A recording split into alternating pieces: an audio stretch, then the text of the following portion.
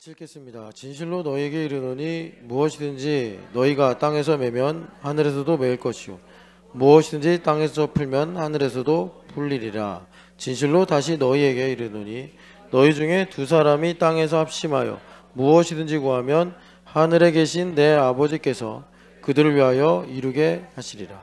두세 사람이 내 이름으로 모인 곳에 나도 그들 중에 있느니라. 아멘.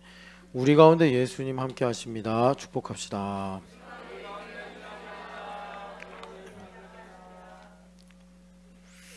참, 여기 18절에 이 말씀이 우리가 마태복음을 여러 번 읽어보신 분도 알겠지만 이거 16장 19절하고 똑같은 말씀이네.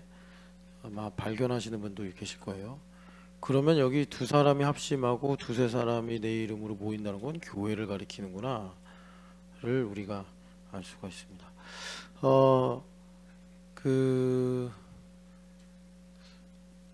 나이가 들어서 그런 건지 정말 세상이 이상한 건지 모르겠는데 하여튼 날마다 참 혼란스러운 소식들이 들리죠. 예. 그래서 이제 대내외적으로요. 그래서 미국하고 협상을 잘 마쳤다 그랬는데 그 조지아주에서 LG 엔솔 에너지 솔루션의 공장을 짓던 사람들, 그리고 현대 엔지니어링에 속한 사람들, 그런 사람들이 불법 체류자라는 제목으로 이렇게 구금이 되는 상황이 생겼는데 그게 그냥 평범한 모습이 아니고 막 쇠사슬에 그죠? 묶여가지고 가는 충격적인 상황이 있었어요. 그래서 이틀 전인가요? 이렇게 돌아오신 분들이 그 공항에서 인터뷰하는 얘기를 들어보니까 다시는 미국에 안 간다 뭐 이런 분도 계시고 도대체 백악관이나 또는 이민국에서 무슨 생각과 어떤 계획을 갖고 그렇게 하는지는 전혀 모르겠는데 그 감옥으로 끌고 갈 때는 막 쇠사슬에 묶고 그리고 이제 무장을 한 경찰들이 데려가면서 또 내보낼 때는 여러분도 아시겠지만 있으려면 있어 뭐 이런 식으로. 그러니까 이게 지금 법으로 움직이는 건지 그냥 상황 논리로 움직이는 건지 알 수가 없는 정말 혼란스럽다 이런 생각이죠. 그리고 이제 우리나라 옆집에서 얼마 전에 이렇게 전승절이라고 자기네 나라 잔치를 했는데 거기에 보니까 이제 우리도 잘 아는 김정은 씨하고 또 푸틴하고 이게 나란히 걸어가면서 참 상황이 묘하게 돌아가는구나. 원래 여러분 아십니까? 이게 천안문 막루에 그때 이제 소련이었겠죠. 이 러시아하고 중국하고 북한, 그때는 이제 김일성이었을 거고, 그리고 중국은 마오쩌둥이었는데 이 세 나라 정상이 나란히 올라간 게 거반 한 60년 넘게 이제 오랜만에 있는 일이라 합니다. 그래서 왜 그런가 봤더니 사이가 되게 안 좋았대요. 그래서 지금도 사실은 시진핑이 김정은을 불렀지만 북한의 어떤 경제적 뒷배가 돼주는 나라가 중국인데 시진핑이 12년째 지금 집권하나요? 그런데 한 번도 제대로 경제적 지원 안 했대요. 그러니까 상당히 지금 북한이 내부적으로 힘든데, 그래서 얼마 전에 북한의 이 젊은이들을 총알바지로 막 러시아에 보냈잖아요. 참 안타까운 일인데, 그래가지고 이 러시아 루블인가요? 그게 이제 들어왔는데 이게 별로 이게 내부 국내 경기를 활성화시키는 데 도움이 안 된대요. 달러가 들어와야 되는데 하여튼 그런 고착 상태에 빠져 있고, 그리고 여러분들도 아시지만 오래전부터 중국하고 소련은 사이가 안 좋았습니다. 사이가 사상적으로도 다르고. 그런데 묘하게 돌아가는 게 쟤네 셋이 왜 손을 맞잡고 있지? 이제 이런 거예요. 알고 보면은 그러기가 상당히 힘든 관계들인데 참 묘하게 돌아가는구나 이런 것들 이제 보게 되고, 그리고 여러분들이 관심 있는지 없는지 모르겠는데 우리나라에서도 상당히 세계적으로 큰 이슈가 됐던 게 이 프랑스의 재정 적자 문제입니다. 그래가지고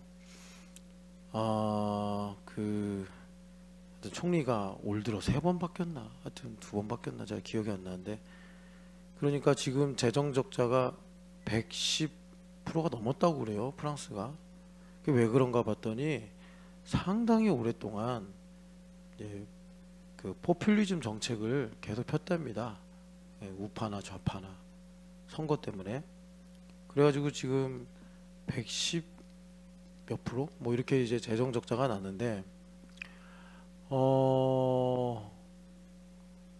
근데 이게 이제 문제가 뭐냐면, 이 재정 적자, 포퓰리즘과 재정 적자의 악순환이 여러분도 아시겠지만 이 극우 세력을 강화시키고, 극우 세력을 강화시키는 결과가 민족주의를 만들고, 이 민족주의죠. 이 민족주의가 강해지면 이게 이제 여러분 우리가 역사를 통해 배워야 되잖아요. 1차 세계대전 때랑 똑같네 이렇게 가는 거예요.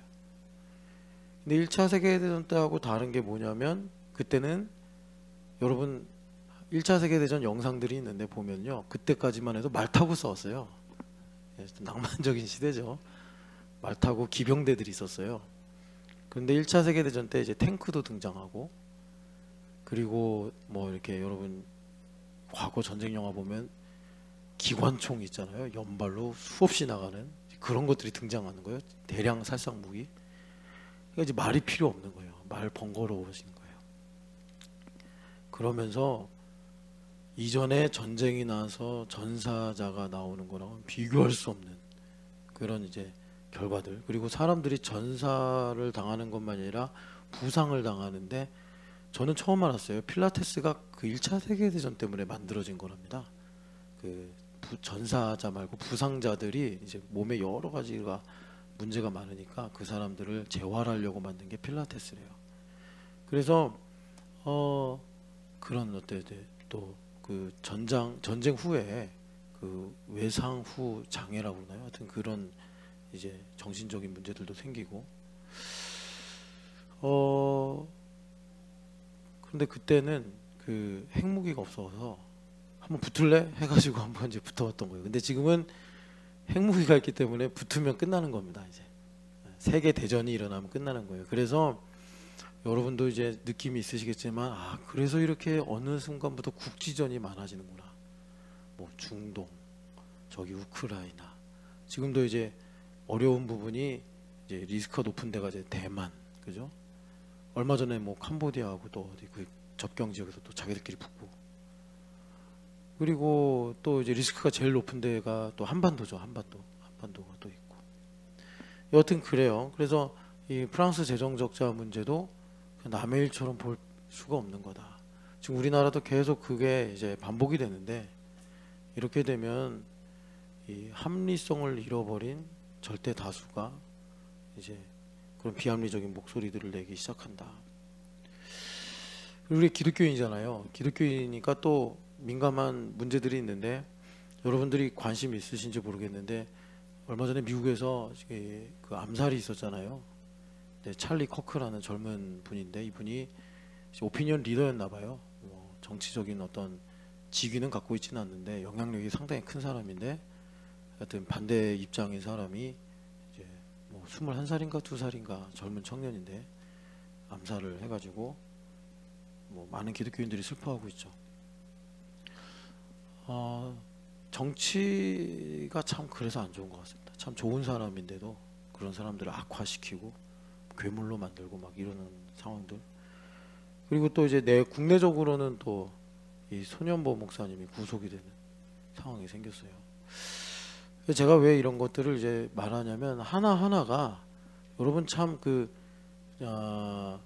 본질이 무엇이고 또 개념이 무엇이다 라고 말하기가 애매한 부분들이에요. 그래서 저도 어떤 분들은 정말 한국 사람인데도 뭐 이 찰리 커크인가 하여튼 이분이 그 한국에 이제 왔었대요. 그래가지고 뭐 하여튼 미국과 한국 관계를 강조하면서 또 자기 신앙 고백도 하면서 그렇게 이제 어떤 그 코엑스에서 이렇게 연설 같은 걸 하고 갔는데, 이제 그런 일들이 있고 그래서 그런가 많은 이제 저와 관련된 이 SNS에 있는 기독교인들이 이제 추모하는 영상들을 많이 올려놓더라고요. 그런데 이분이 그냥 복음 증거자거나 선교사님이면은 참 쉬운데 단순한데, 이분이 지금 복잡한 이 정치 상황에서 일어난 일이기 때문에 뭐라고 말하기가 참 복잡하고 어려운 거예요. 그래서 우리 시대가 이런 다양한 혼돈의 시대다. 혼돈의 시대다. 왜 이렇게 하나하나가 복잡하고 어려워졌을까? 까다로워졌을까? 이건요, 여러분 그 하나하나마다 배경이 있고 또 뭐 여러 가지 이제 이론들이 있고 하겠지만, 가장 좀 이제 범위를 크게 해서 보면요, 그 영어로 디그니티라고 그러잖아요. 우리가 하나님 찬양할 때 하나님께 위엄이 있습니다 할 때 디그니티라는 단어를 좀 쓰는데, 이게 되게 중요해요, 디그니티가. 그런데 그 이 디그니티가 여러분 어떻게 마음에 와닿으실지 모르겠는데, 역대상 29장, 역대상이 끝이 29장이거든요. 29장에서 다윗이 하나님을 찬양하는 제목에 들어갔습니다. 여러분들이 느낌이 있으려면 이제 29장의 내용이 뭐고 다윗이 왜 찬양을 하는지를 아시면 디그니티가 그런 거구나, 이렇게 생각해요. 제가 보통 이제 기도할 때 하나님께 영광을 돌리고 마무리를 하는데, 하나님께 모든 영광과 존귀와 찬양이 있습니다. 보통은 이제 그 정도 했는데, 가만히 생각을 해보니까 이렇게만 하면 안 되겠다. 그래가지고 얼마 전부터 권세와 부와 존귀가 또 이렇게 붙이기도 합니다. 부가 반드시 들어가겠다. 이 돈의 영역이라는 게 만만치 않다 생각이 들어서, 그 29장에 하나님의 디그니티를 다윗이 찬양하는데, 그 29장의 주제가 뭐 물론 성전에 관한 거지만, 성전에 이제 쓰여야 될 예물에 관한 신앙 고백입니다. 그러니까 다윗에게는 물질에 관한 신앙 고백이죠. 그래서 디그니티가 중요해요. 디그니티. 그러니까 여러분들이 물질 문제에 있어서 하나님의 다스리심을 받아야겠다, 그러면 반드시 뭐 존엄, 위엄이라고 할 수 있는 디그니티가 우리의 신앙 고백 속에 있어야 되는데 문제는 뭐냐면, 20세기 초반에 오늘 우리가 살아갈 시대를 내다보고 아주 심각하게 고민하고 학교마다 다니면서 역설하고 글로써 싸웠던 C.S. 루이스가 우려했던 현실, 디그니티가 사라졌어요. 그러니까는 유럽에서 일어나는 여러 가지 이 조짐들을 보면서 C.S. 루이스가 이제 지성인이니까 고민을 많이 한 거예요. 이 분명히 성경의 진리랑은 반대되는 상황인데 지금 그 찰리 커크를 추모하는 사람들이 이제 쇼폼에다가 이 찰리 커크가 대학생들이랑 많이 얘기를 했더라고요. 논쟁 형식의 대화를 했는데, 이분이 대표적으로 이제 트랜스젠더를 반대하는, 그러니까 젠더 이론을 반대하는 분이에요. 그래서 너는 왜 이 성소수자들을 불편하게 하냐, 이렇게 막 공격을 해요, 대학생들이. 그러면 이 찰리 커크가 그럼 나도 질문 하나 할게 하면서, 그 여자가 뭐야? 이렇게 질문합니다. 여자가 뭐야? 그러니까 대학생들이 여자로 느끼는 게 여자야 이러니까, 그게 무슨 대답이야? 여자가 뭐냐고 물어봤는데 여자로 느끼는 게 여자다, 그게 무슨 말이야? 네가 지금 대답하는 답이 비논리적인 거 알지? 그랬더니 얘네들이 현타를 받는 거예요. 여자가 뭐냐고 물어봤는데 내가 왜 여자로 느끼는 게 여자라고 대답하지? 여자가 뭔지를 정의 내려야지. 근데 그게 이제 블랭크, 빈 공간인 거예요. 없네. 그러니까 이제 찰리 커크가 그러는 거예요. 화장하고 여자처럼 머리 기르고 여자 옷을 입으면 여자야? 그러니까 얘네들이 이제 뇌가 회로가 막 엉망이 되는 거예요. 너 여자 모욕하는 거야? 여자처럼 꾸미고 다니면 여자야? 막 또 이제 혼란이 되는 거예요. 그러니까 죽이고 싶은 거예요. 좀 죽여야겠다. 이런 일이 생긴 거예요. 근데 이거 멀지 않은 미래입니다, 우리나라에서. 참 그분이 이제 그런 대화 중에 자기 신앙을 고백하는 장면들이 있는데 정말 순결하시더라고요. 순결하고. 그래서 제가 안타까운 거는 이걸 이제 정치적 상황에서 봐야 된다는 게 참 우리한테는 복잡한 함수가 된다는 문제인데, 그래서 참 혼란스럽습니다. 그런데 이 그 C.S. 루이스가 그래서 그런 영국의 상황을 보면서 뭐를 지금 얘네들이 공격을 하는 거지? 근데 그 당시 이제 문화적 좌파죠. 그 사람들이 철학을 갖고 막 이제 기독교 진리를 공격하는 건 알겠는데 느낌은 오는데 그게 뭐지? 이게 실체를 잡아야 되는데 못 잡는 거예요. 근데 흥미로운 게 제가 자주 말씀드리잖아요. 인간 폐지라는 책에서 그분이 지금 우리에게 위기로 나와 이제 위기인 건 뭐냐면 이게 이제 서양의 개념이 없는 거예요. 서양의 개념이 없고 서양에는 그냥 비유적으로 뭐 길 뭐 이런 느낌 아니면 로고스 정도. 근데 로고스라는 게 약간 좀 뭐 약간 이론, 원리, 원칙 좀 이런 느낌도 있어가지고 정확하지 않아요. 근데 그분이 그래서 발견한 게 우리 동양 사상에 있는 도입니다. 도. 그래서 그걸 중국식으로 타오 해가지고 타오가 사라지려고 한다. 사람들이 타오를 부정한다. 그러니까 타오가 있어야지, 도가 있어야지 우정. 내가 왜 부모를 공경해야 하는지, 뭐 어르신에 있어서 질서를 내가 왜 가져야 되는지, 타오가 없어지면은 이게 다 사라지는 거거든요. 그러니까 여러분 그 유럽의 그 서구 그러니까 그 문화 좌파 운동이 뭐를 모방한 거냐면 마오쩌둥의 문화대혁명을 모방한 거잖아요. 이론적으로. 그러니까 이제 마오쩌둥이 그 문화대혁명을 일으키면서 뭐라고 그랬냐면은 그러니까 이거예요. 소련의 이 사상이 왜 실패했냐면 아버지를 죽여야 되는데 아버지를 못 죽이겠는 거예요. 아버지가 이제 지주예요. 나는 공산주의자, 사회주의자고. 그러면 이 악질 지주를 죽여야 되는데 아버지네. 내가 그 아버지 돈으로 학교 다니면서 마르크스를 공부했네. 아버지를 죽여야겠는데 아니면 선생님을 죽여야겠는데 못 죽이겠는 거예요. 못 죽이죠. 왜 그런 거죠? 이제 이치로 말하면 도가 있으니까. 그래가지고 이제 마오쩌둥이 도를 없애야 돼. 그래가지고 사실 지금 중국이 되게 후회하는 게 도를 없앤 거예요. 그래서 공자도 없애고 뭐 그 외에 여러 가지 사상도 다 자기네 나라, 자기네 역사, 정신인데 그걸 다 부정해 버린 거예요. 그래서 지금 중국이 되게 후회하죠. 그래가지고 여하튼간에 그 C.S. 루이스가 도가 없어졌다. 그 도가 사라지면서 사실 우리에게서 많은 것이 지금 사라지고 있죠. 사라지고 있어가지고 다 해체되고. 그런데 문제는 뭐냐면 없어진다고 정말 사라지는 게 아니에요. 하나님 만드신 거기 때문에 인간이 아무리 부정해도 그걸 없앨 수는 없습니다.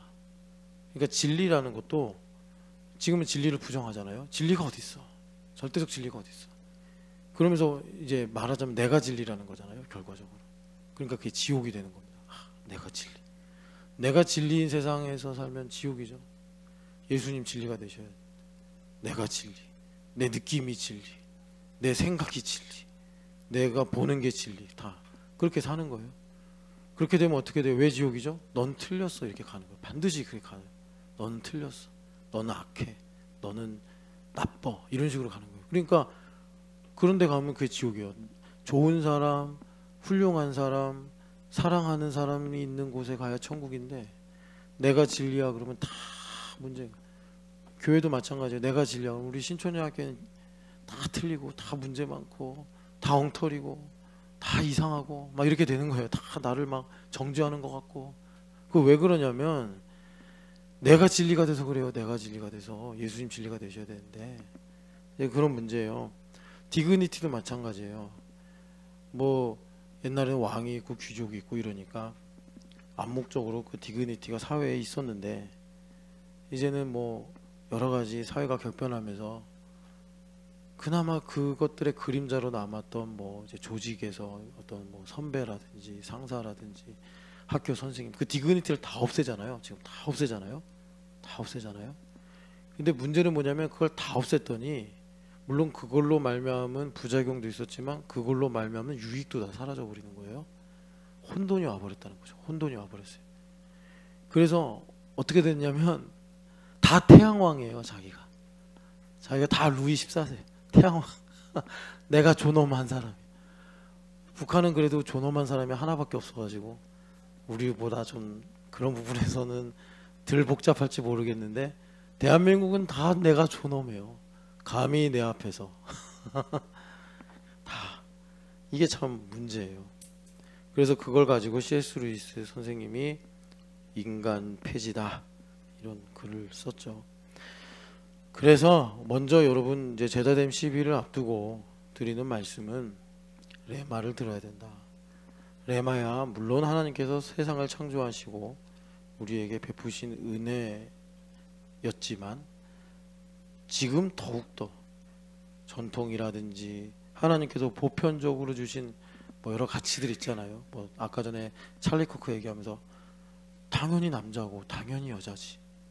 예, 이런 정체성. 오늘 여기 그 폴트린 목사님 책에 이제 중반에서 후반으로 넘어가면 계속 이 정체성 문제를 얘기합니다.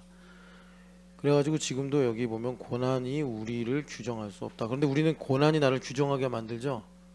어려운 일이 있으면 나를 슬픔으로 규정하고 나를 분노로 규정하고 나를 외로움으로 규정하고 나를 가난하다고 규정하잖아요. 나는 불행하다고 규정하고. 그래서 여기 폴트린 목사님이 책 속에서 제가 인용한 것이 우리의 정체성은 하나님 자녀인데 고난이 아무리 힘이 세고 나의 삶을 막 지진처럼 뒤흔든다고 하더라도 그 녀석이 나를 규정하도록 내버려 두면 안 돼. 이런 말을 하는 거죠.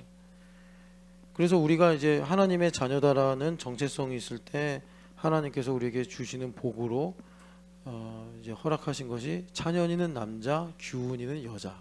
이 정체성이 이제 있단 말이에요. 옛날에는 여자란 뭐지? 남자란 뭐지? 라고 고민하고 답을 갖지 않아도 여자로 사는데 남자로 사는데 전혀 문제가 없었어요. 근데 이제는 이런 보편적인 가치들이 사라진 시대예요. 자기 느낌을 믿으래요. 이게 얼마나 무서운 독약인 줄 모르고 교육에서 그런 거를 막 자유라는 거짓된 이름으로 가르치고 있는 거예요. 그러니까 얘네들이 하나님 자녀로서 건강한 정체성을 갖고 여자가 뭔가, 찬연이는 남자가 뭔가, 준하기도 남자가 뭔가 이 정체성을 가져야 돼. 남자, 넌 남자가 뭐냐? 너 이제 막 6학년이잖아. 남자가 뭐야?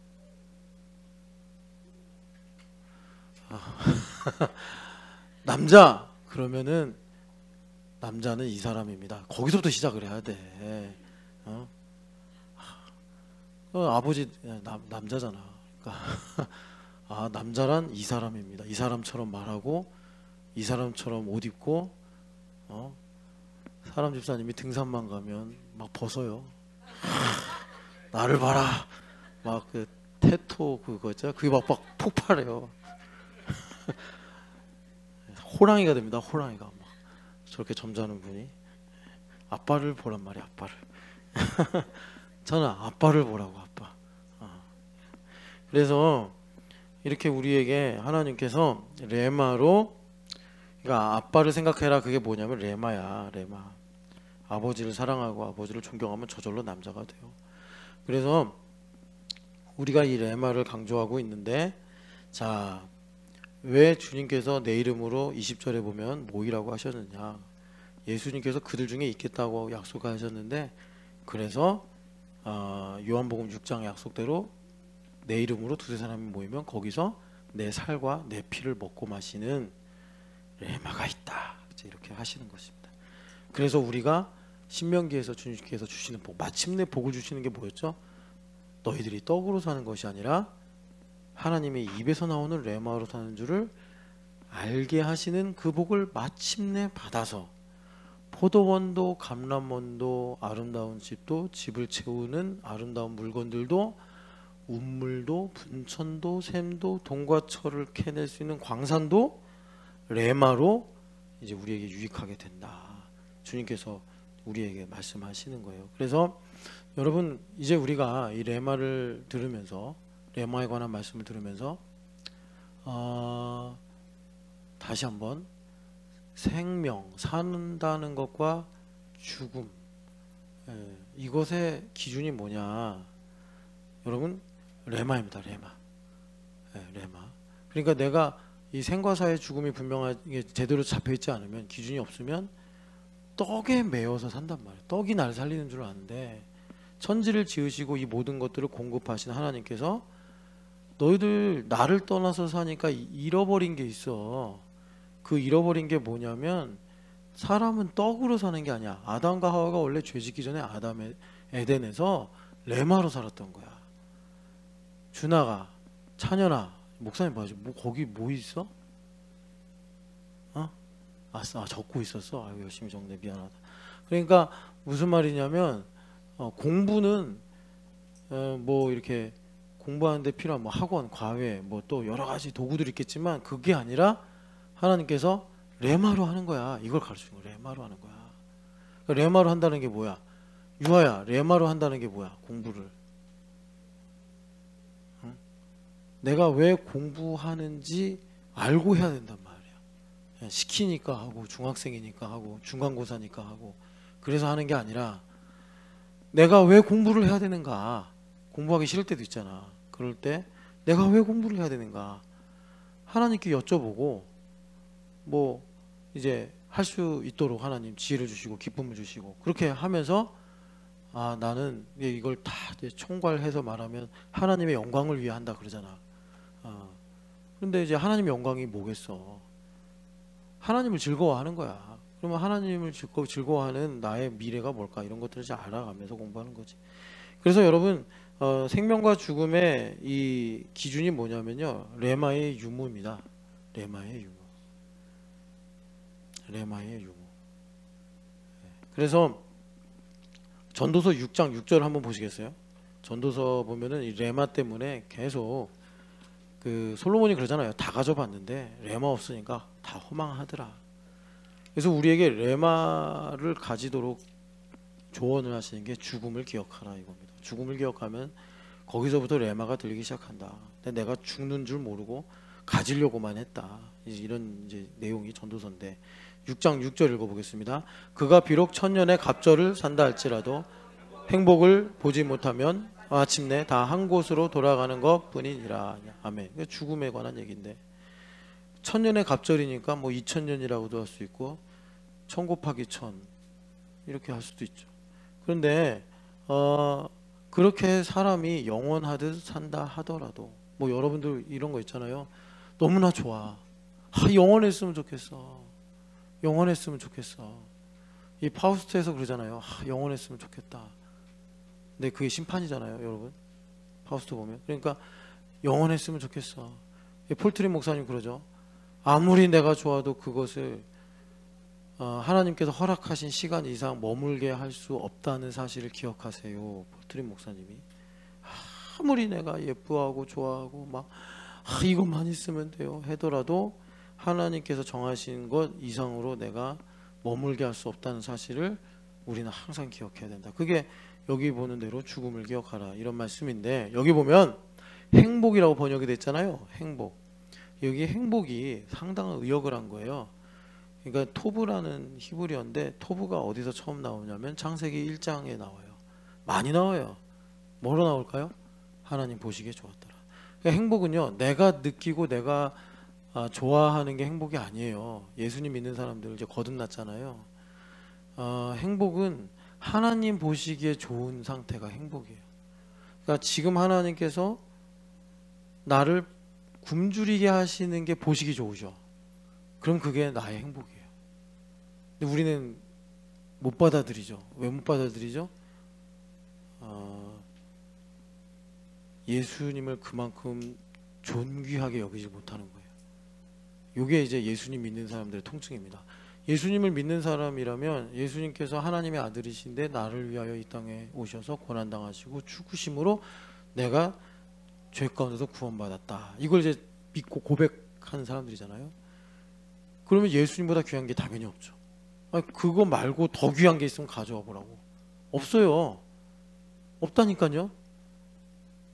그런데 이제 그 가치가 얼마인지를 모르니까 나에게 이제 그런 문제가 생기는 거예요. 가난하고 굶주린 게 문제가 아니라, 가난하고 굶주린 상황에서도 하나님을 선하시다라고 고백할 수 있는 레버리지가 없는 게 문제예요.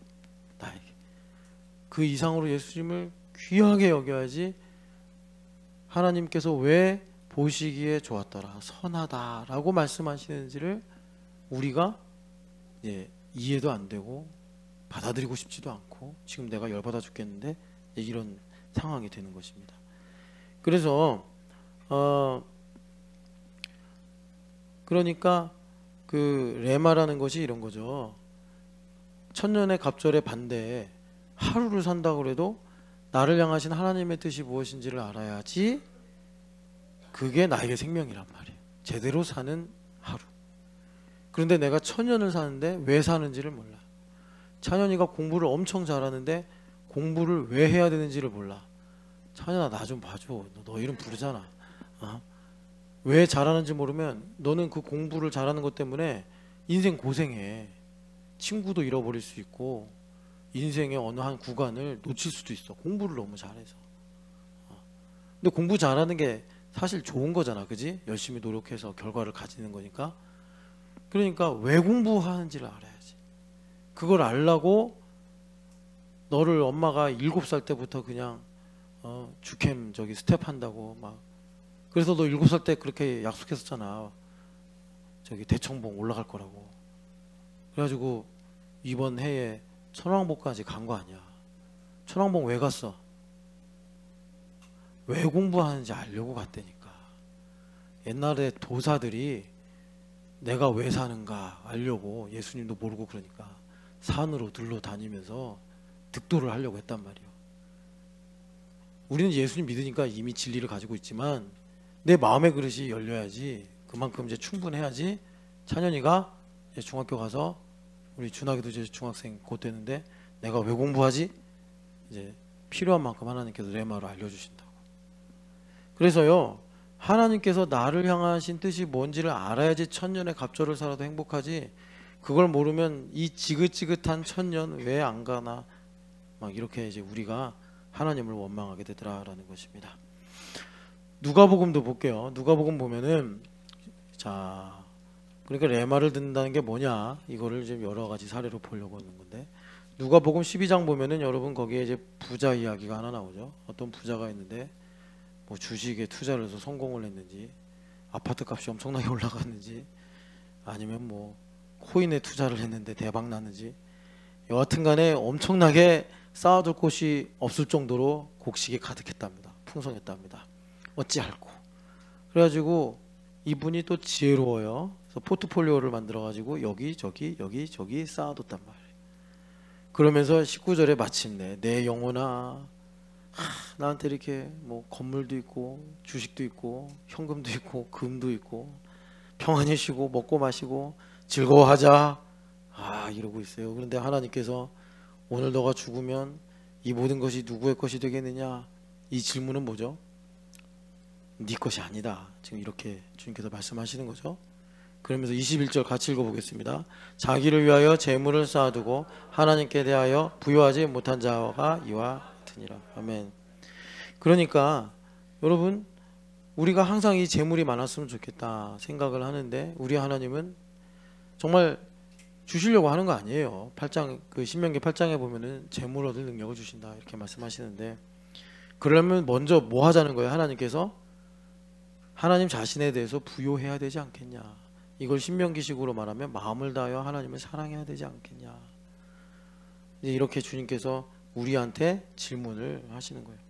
하나님께 부유하다는 게 뭐겠습니까? 뭐 하나님 소유의 대상이 아니잖아요.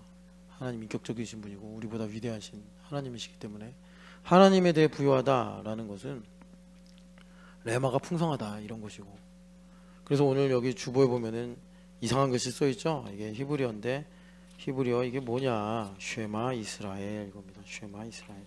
신명기에 주님께서 율법의 대강령을 말씀하시는데 첫 번째 소절이 쉐마 이스라엘. 그러니까 히브리어는요, 읽는 순서가 오른쪽에서부터 왼쪽으로 가요.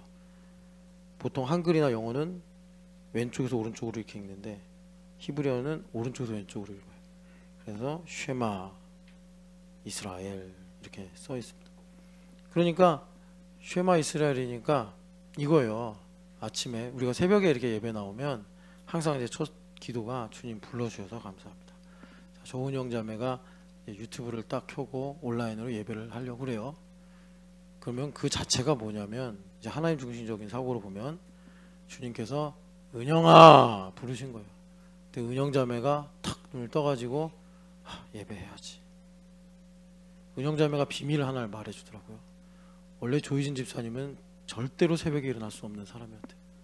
근데 어느 순간부터 저렇게 새벽을 놓치지 않고 깨우더라. 정말 하나님은 살아계십니다. 그렇게. 근데 희진자매도 시흥에 있는데 희진아 하나님 부르시니까 희진자매가 눈을 딱 떠가지고 새벽 예배하고 불러주셔서 감사합니다 하는 거예요. 그런데 여러분 하나님은요 권위자잖아요. 진정한 디그니티를 갖고 계신 분이고 그리고 지혜와 능력이 무한하신 분이잖아요. 그러니까 은영자매한테 자 성경을 보면 하루 종일 뭐 이제 하랑이 하오니 하늘이 봐야지 또 명주정대랑도 얘기해야 되지 또 뭐 여러 이제 만나는 사람들 뭐 해야 될 일들 뭐 그 모든 일들 속에 레마가 있단 말이에요. 그러면 하나님께서 쉬지 않고 계속 이렇게 얘기를 하시는 분이냐? 안 그러죠. 하나님은 위엄 있으시고 권세 있으시고 완전하신 분이란 말이에요. 그러니까 무슨 말이냐면 새벽에 은영아 라고 부를 때 그 모든 게 다 말하자면 각이 잡히는 거예요. 필요한 지혜, 필요한 능력, 뭐 또 하나님의 도움, 또 말씀, 천군천사 그게 다 자 넷째 날에 하나님께서 우주를 만드셨잖아요. 그러니까 우주의 별, 뭐 은하 이런 걸 다 만드셨잖아요. 셀 수 없이. 근데 그게 한 줄로 다 완성이 돼서 지금까지 유지가 되는 거예요. 블랙홀까지 다. 우리 인생도 마찬가지란 말이에요. 자, 하나님께서 부요하다. 하나님께서 성모야 라고 말씀하실 때 거기에 강성모 집사님을 부르신 하나님의 의도에 딸려있는 모든 계획과 사랑과 은혜와 능력이 다 있단 말이에요. 그거를 내가 얼마나 듣고 반응할 수 있는가, 그게 하나님에 대해 부여한 겁니다. 자, 은영자매를 명준형제가 잘 알죠. 잘 아니까 은영자매가 뭐라고 말하면 명준형제 다 알아듣는다고. 다 알아들어. 그러면 은영자매에 대해 부여한 거예요. 근데 은영자매가 막 얘기를 했는데 하나도 못 알아들어. 그러면 가난한 거예요. 그 유담이 돌 때 이제 유담이 어머니가 이런 얘기 하시더라고요. 카톡으로 들어와 이렇게 보냈는데 그 문자를 보고 어떤 상황인지 왜 들어오라는 건지 지금 안 들어가면 죽는구나 이걸 다 알고 그 상문 형제가 들어왔대요. 그거는 이제 뭐 어감 문 카톡인데도 그 뭐 카톡이 음성 서비스 이런 거 없잖아요. 당장 들어와 뭐 이런 식으로 들렸다는 거. 레마 저기 유미자매에 대해 부요한 거죠. 경외하는 거죠. 경처가 네, 하나님에 대해 부요하다. 하나님의 레마를 깊이 있고 풍성하게 들을 수 있다. 여러분 그렇게 하나님에 대해 부요하셔서 재물의 복도 받으시기를 축복합니다. 그 반도체 관련된 장비 중에 TC 본더라는 게 있대요. TC 본더. 저도 뭐 그냥 배우면서 여러분들한테 말씀드리는 거예요. 그러니까 이제 우리가 보면은 HBM이라고 있잖아요. 하이 뭐 브랜드윗 그다음에 뭐더라? 메모리 해가지고 D램을 여러 겹을 쌓아서 GPU를 만드는 거죠. 근데 그걸 이제 압축하는 기계가 TC 본더래요. 근데 이 TC 본더를 우리나라 회사가 세계에서 70%를 이렇게 점유하고 있대요. 근데 지금은 12단이래요. 그러니까 D램 반도체를 12개로 층을 쌓아서 GPU를 만드는데 계속 이제 뭐 중국도 그렇고 여러 나라에서 이제 쫓아오니까 계속 이제 기술의 최격차를 이루어 가야 되는 거예요. 그래서 이제 곧 20단짜리 TC 본더가 나온다. 20단으로 이 메모리를 쌓을 수 있는 TC 본더가 나온다 그러더라고요. 그러니까 D램을 이렇게 겹쳐 놓는 거예요. 그래서 그 메모리가 그러니까 이제 정보를 처리하잖아요. 그 속도를 그만큼 높이는 거죠.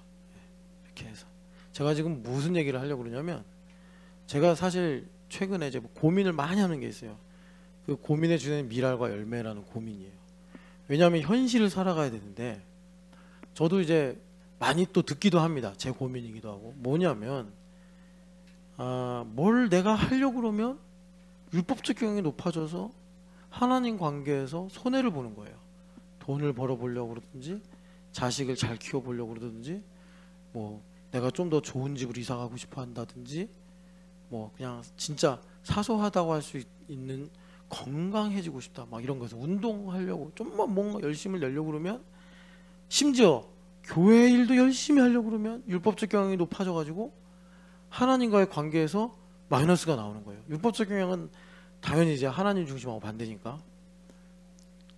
그러니까 이제 신집사님처럼 직장에 나가서 나 사냐 죽냐 막 이런 이제 전쟁터에 있는 사람한테는 이 문제가 상당히 곤란하면서 너무 급한 문제인 거예요. 거기 전쟁터에서 살아남으려면 율법적 경향을 최대치로 끌어올려야 되는데, 이걸 최대치로 끌어올리면, 그래서 그런가 하여튼간에 팔복 거기서도 이제 계속 멸종 위기 상태로 머물고 그런 거예요. 이게 진짜 진지하게 신앙생활을 해보려고 그러면 옵니다. 이게 와요. 그래서 저도 마찬가지예요. 지금 하나님께서 뭐 저에게 주시는 이런 일들을 보면은 지금보다 더 용량이 커져야 되는 거예요. 하나님의 뜻을 행할 수 있는 일종의 정보 처리 능력이 커져야 되는데, 이게 내가 이제 하려고 그러면 이제 뭐 치명적인 문제들, 율법적 경향이 높아져서 하나님과 멀어지고 막 이런 일들이 생기니까, 그러자니 그냥 캐사라세라 할 수도 없고, 그러자니 또 그냥 무시하고 열심히 할 수도 없고, 어떻게 해야 되지? 우리 찬현이가 중학교 가서 야심이 딱 생겨서 내가 전교 1등도 하고 막 내가 공부를 잘해야지. 그러니까 이제는 교회에서 뭘 하도 이제 안 가고, 뭐 또 주일에도 그냥 나 도서관 가야 되겠고, 막 그렇게 되는 문제가 생긴다고. 딜레마 같은 게 생기는 거. 어떡하지? 근데 여러분, 이런 겁니다. 그래서 이걸 해결할 수 있는 능력은 미랄과 열매. 여러분, 미랄은 예수님께서 누가복음 12장에 말씀하신 대로 썩어서 없어져야 되잖아요. 열매는요, 썩어서 없어지면 안 되죠.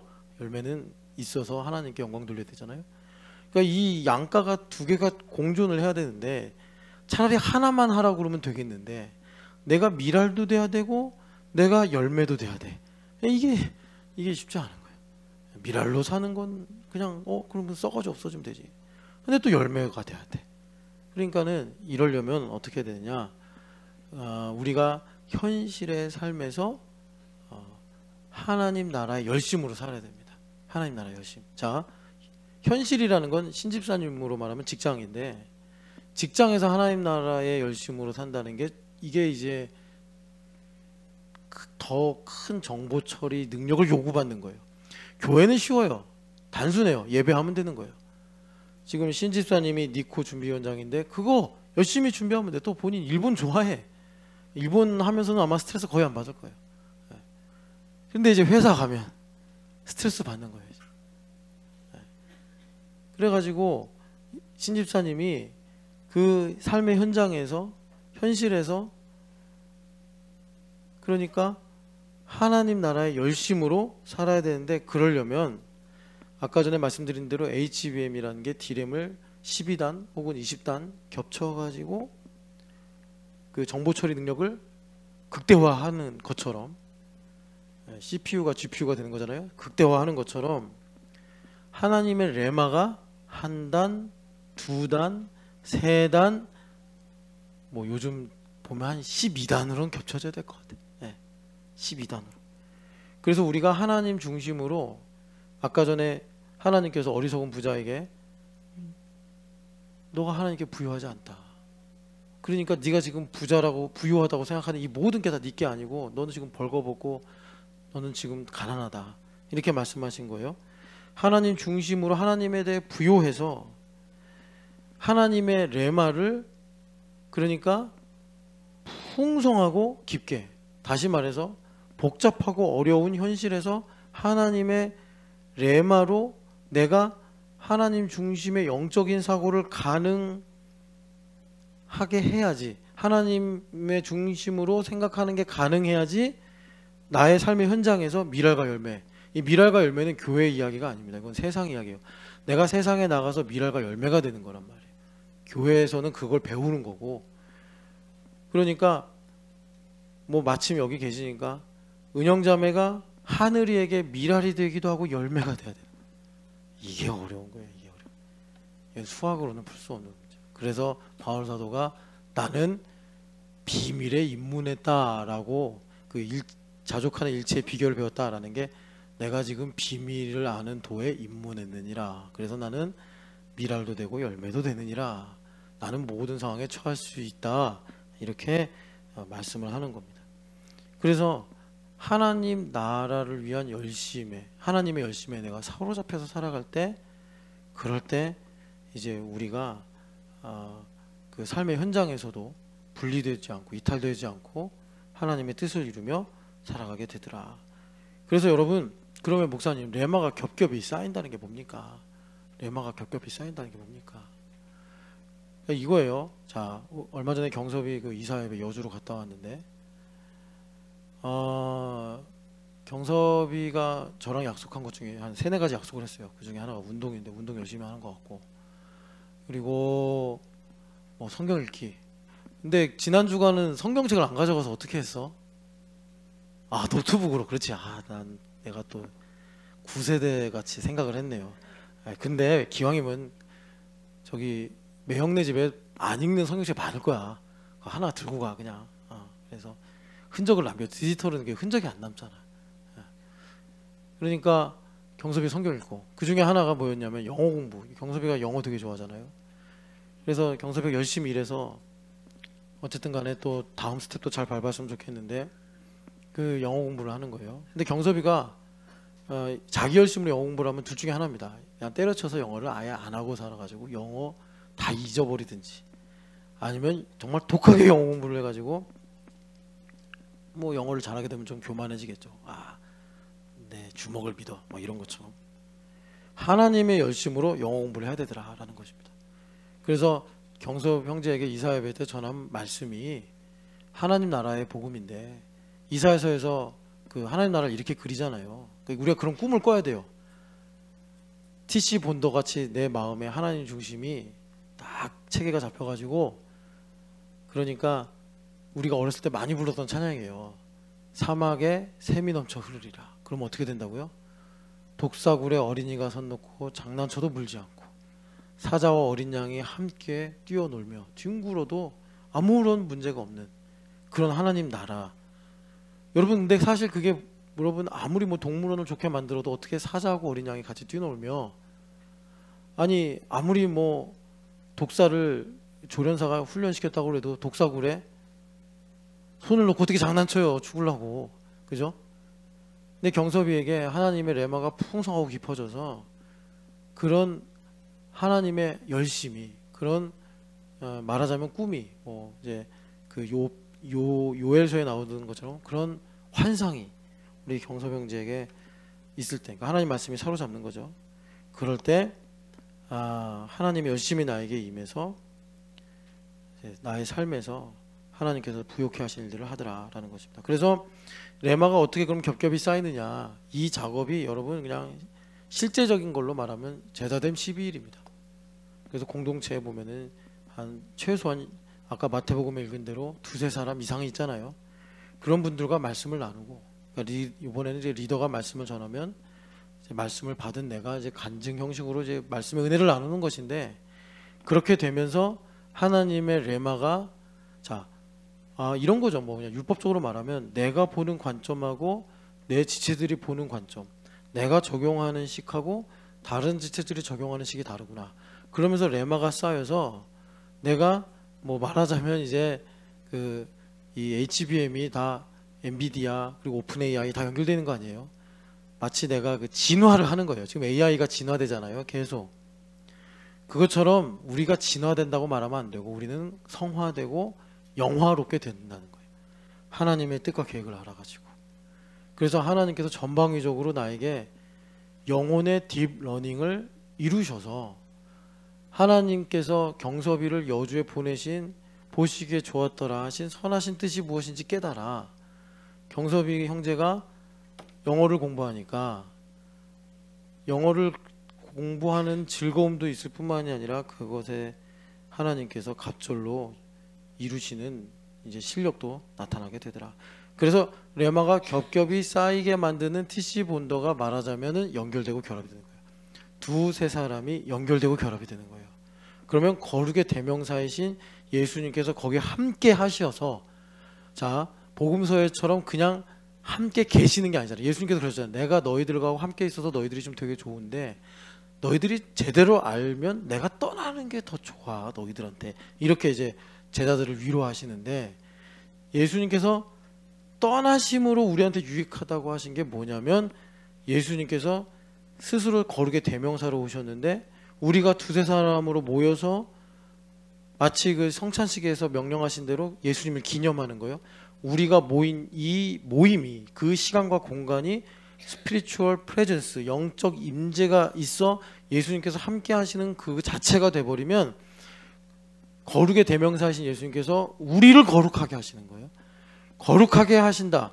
이 레위기서 26장을 보니까 5이 100을 이기고 100이 만을 이기고, 그리고 이 지상에 뿌리고 거두는 법칙을 깨버리고 하나님께서 그 극복하시고 어떻게 하세요?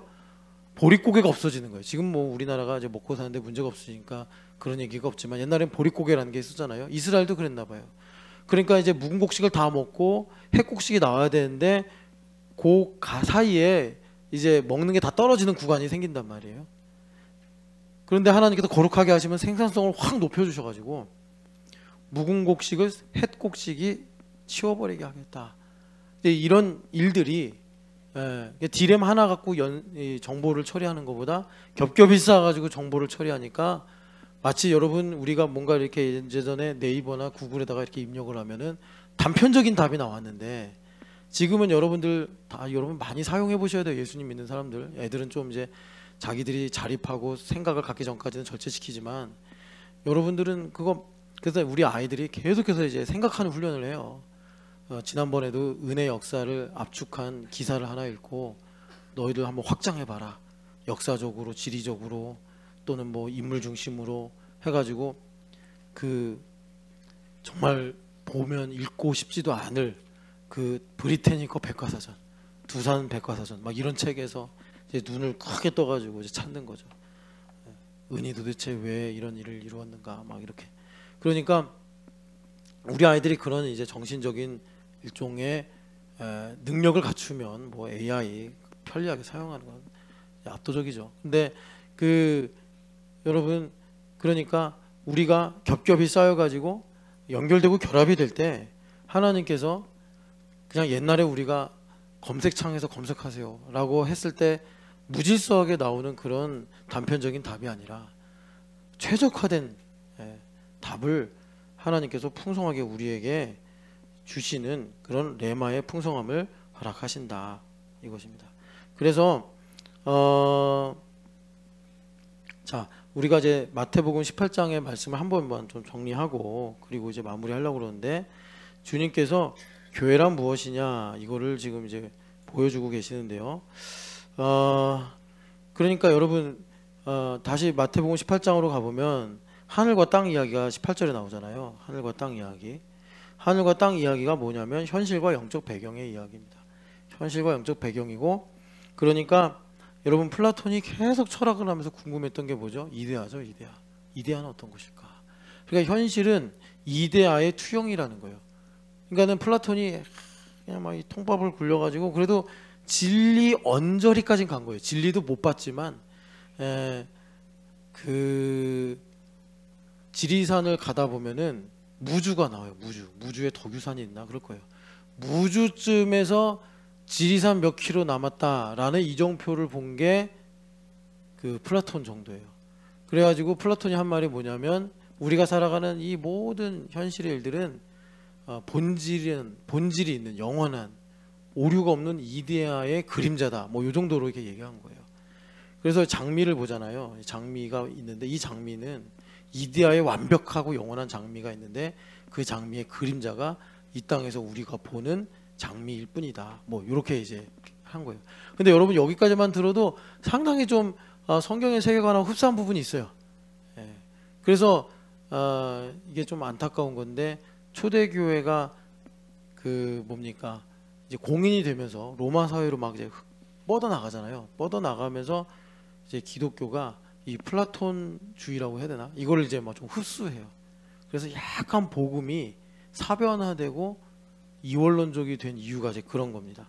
그런데 주님께서 여기 분명히 말씀하시는데, 그러니까 교회란 이 땅과 하늘이, 그러니까 현실과 영적 배경이, 자 여러분 이걸 극복해야 돼요. 바이스 버사 되는 곳이다. 이걸 말씀하세요. 자 제가 조금만 그려볼게요. 이해를 돕기 위해서. 그러니까 교회란 하늘과 땅이 매이고 풀리는 것이다. 하늘, 땅이 있는데 땅에서 매면 하늘에서도 매이고 하늘에서 풀리기도 하고 땅에서 풀면, 그래서 하늘에서 매거나 풀리면 어떻게 되죠?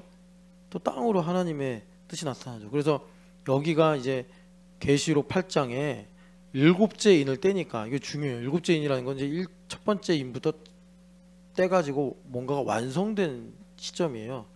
그랬더니 향로가 위로 딱 올라가고, 그래서 하나님께서 하늘에서 응답을 하시는데 응답을 이제 대표적으로 우레, 그리고 뭐 번개, 지진 뭐 이런 식으로 주님께서 이렇게 말씀하십니다. 이게 하나님 응답이에요. 그러려면 주님께서 말씀하시는데 땅에서 풀고 매야 된다. 그럼 하늘에서 풀리고 매인다 이거예요. 그러니까 여기서 주님께서 뭘 요구하셨냐면 침노해라 이거예요. 침노해라. 교회는 이제 이게 가능하다. 교회가 이걸 이루는 곳이다. 천국 열쇠를 가지고 있다 그래요. 자, 그러니까 이겁니다. 신집사님이 그립에 가서 일을 하는데 이 땅에서 메고 푸는 게 뭐냐면 하나님께서 나를 그립으로 보내셨어. 신집사님 분명히 이런 고백했어요. 하나님께서 나를 그립으로 보내셨어. 그러면 그립에서 이제 신집사님에게 하나님께서 요구하시는 게 뭐냐면 하늘의 뜻을 구하고 이제 바라보게 하시는 거예요. 그런데 그 부분을 주님께서 침노해야 된다라고 말한다고. 그러니까 무슨 말이냐면 신집사님의 믿음의 캐파에 따라서 하나님께서 보내셨어라는 말에, 그러니까 범위라고 해야 되나? 하늘나라에 어떤 이제 영역이 있다고 합시다. 그 영역이 3평도 안 되는 단칸방일지, 아니면은 정말 방도 많고 정원도 있고 뭐 이런 큰 하나님의 나라인지는 신집사님이 침노하는 만큼 결정된다. 그래서 우리 자유의지가 극대화되는 거예요. 네. 그래서 우리 자유의지를 극대화시키려고 주님께서 우리 교회에 주신 TC 본더가 뭐냐면 공동체, 뭐 소그룹 가족 공동체만이 아니고 뭐 교사, 또 뭐 주캠, 또 정말 그 뭐 이제 이따가 또 어떻게 사라질 수도 있는 그런 이제 러닝하는 공동체.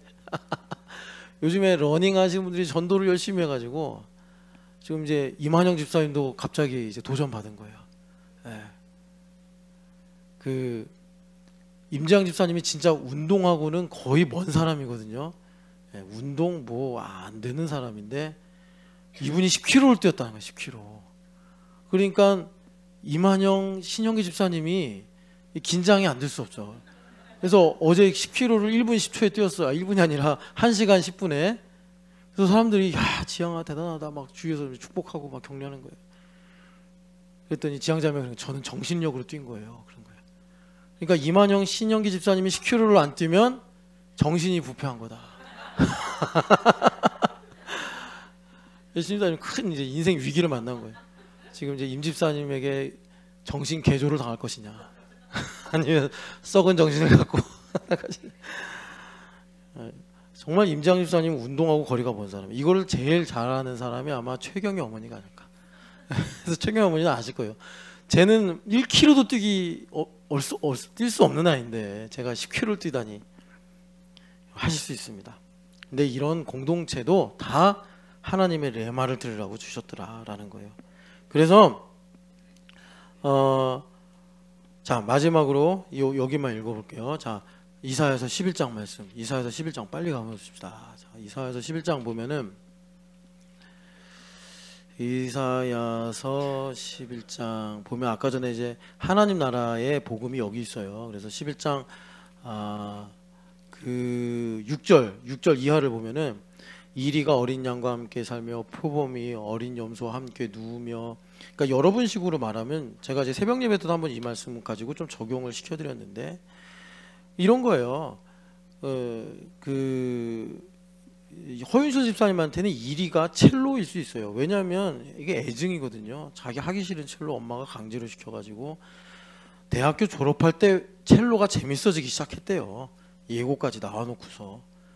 그래서 아직까지 첼로로 이제 첼로를 손에 못 내려놓고 사는 건데, 이리가 어린 양과 함께 살며, 이게 무슨 말이냐면 이제 우리식으로 말하면 이제 허윤실 집사님이 하나님께서 나에게 그래서 첼로를 시켜주신 거구나 해서 나를 첼로를 억지로 시킨 엄마가 고마우며, 그리고 첼로에 대한 감사가 있게 되고 뭐 이렇게 되는 거예요.